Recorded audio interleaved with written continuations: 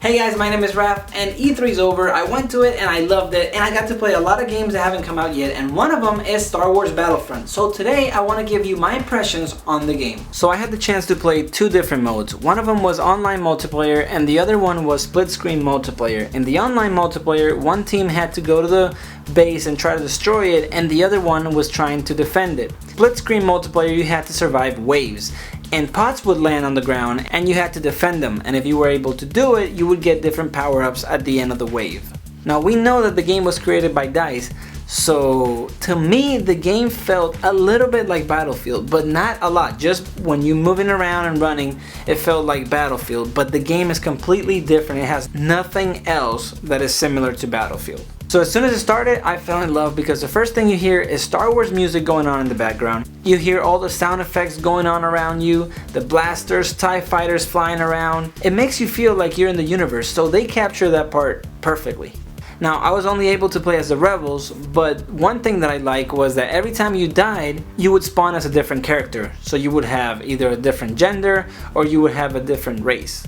Another cool thing is that you can change from first person to third person if you hold down on the D-pad. And when you're on third person, if you tap down, you can change the shoulder which you're aiming from, which is pretty cool. Now, they didn't have a lot of weapons to use in the demo. They had like 6 or 7 weapons, and the ones that I got to use were pretty cool. And I don't know, I keep hearing people saying that there's no aiming through the sights, but at least the weapons that I was using, I was able to look down the sights every time.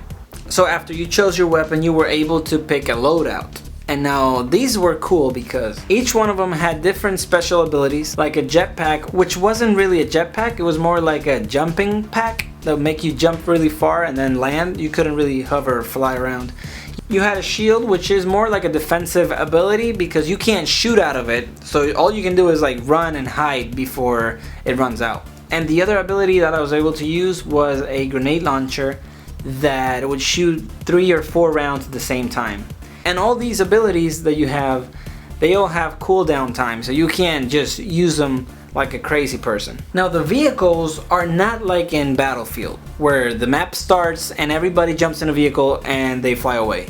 No, you have to run around the level and they have different pickups around, and those pickups either have vehicles or special weapons or heroes. So when you go to them, you grab them and then you hold, in this case I pressed L1 and R1, and you would hold it down and it would go into a little animation like you're doing a kill streak, and you would jump into the vehicle. I wanted to spend a lot of time in the vehicles, but the controls were inverted and I didn't feel like messing around with the controls because I only had 15 minutes and I didn't want to lose time doing that. But the vehicles that I got to fly were the X-Wing, the Snowspeeder, and both of them felt really good, even though I was crashing a lot, but they felt really cool. One thing that I didn't like was that you can't lay on the ground, you can't prone. All you can do is stand and crouch. I don't know if they're going to change it for the full game, but in this, I could not prone for anything. I tried to do it so many times and I couldn't do it. Also, another thing that I don't like is that it doesn't have a story mode, but for some reason, it doesn't bother me that much. Even though there's not a single player campaign, you can still play against the computer in different modes. So after playing this, I think I might buy the game. I might want to see more gameplay footage to see other levels and stuff like that, but I think I might get it. So what about you? Are you thinking about buying the game? Let me know in the comments below, and if you like this video, please like. And if you haven't subscribed, I post videos every week on anything that has to do with video games. So thanks for watching, and I'll see you later.